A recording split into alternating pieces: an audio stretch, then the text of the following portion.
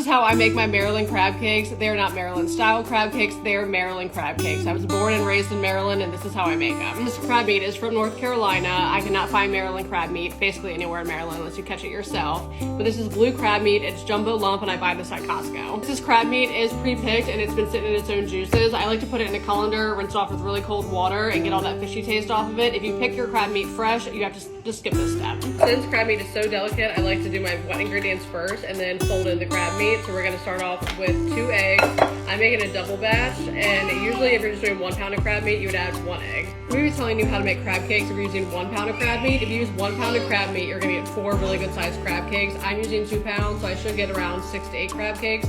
But again, I'm telling you guys how to make it if you're using 1 pound. You're gonna add 1/4 of a cup of mayonnaise, 2 teaspoons of Dijon mustard, 2 teaspoons of Worcestershire sauce, I don't know how you say it, but Worcestershire sauce, my husband said. So you're supposed to put 1 teaspoon of Old Bay, but I like a lot of Old Bay, so I'm gonna add a little bit more than a teaspoon. I would say a teaspoon and a half.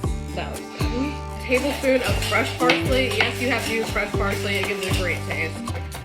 I know what I'm gonna say next is gonna cause a lot of commotion. I don't want any Marylanders to come after me. So a lot of people use saltine crackers as their filler for their crab cakes. I'm gonna use half saltine crackers and half Cheez-Its. Just try it, it's delicious. I don't have anything fancy to smash these up with. I'm gonna use my water bottle. You're gonna put them in a little Ziploc bag and just go to town.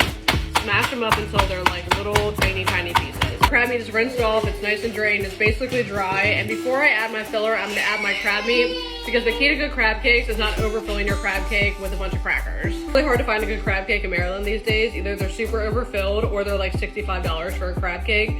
You can buy one of these 1 pound containers of crab meat at Costco for, I think it's $39. Like, why would you not? So like I said, crab meat is super delicate, so you want to fold it over into your wet ingredients really gently or it's going to fall apart. Now that our wet ingredients and our crab meat are all mixed up, we're going to now add our Cheez-Its and saltine crackers as our binder, and we're just going to like eye it.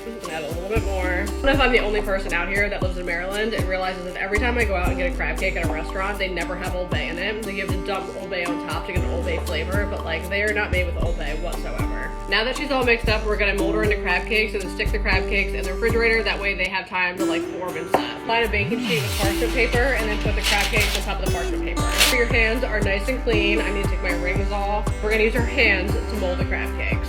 I like to make a crab cake basically as big as I like to eat a hamburger, so I think it's like a palm size. I think that looks pretty good.